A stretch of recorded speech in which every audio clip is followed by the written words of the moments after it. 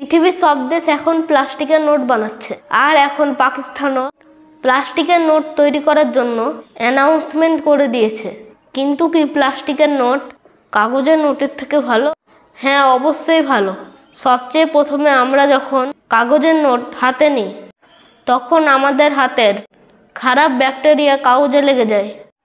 আর যখন দ্বিতীয় ব্যক্তি এটাকে হাতে নেয়, তখন এই ব্যাকটেরিয়া তার হাতে, আর তার হাতের ব্যাকটেরিয়া এই নোটের মধ্যে চলে আসে। করোনা ভাইরাস তো এইভাবেই ছড়িয়েছিল, কিন্তু প্লাস্টিকের নোটে ব্যাকটেরিয়া লেগে যায় না। আর যদি আমাদের নোট কখনো ওয়াশিং মেশিনের ভেতরে চলে যায়, তখন তাকে বার করার পর চিনতেও পারা যায় না। কিন্তু প্লাস্টিকের নোট কেটে সামাল লাগিয়ে ধুলেও কিছু হবে না। আর কাগজের তুলনায় এই প্লাস্টিকের নোট এতটাই হাই সিকিউরিটি হয় যে কেউ জাল নোট বানাতে পারবে না।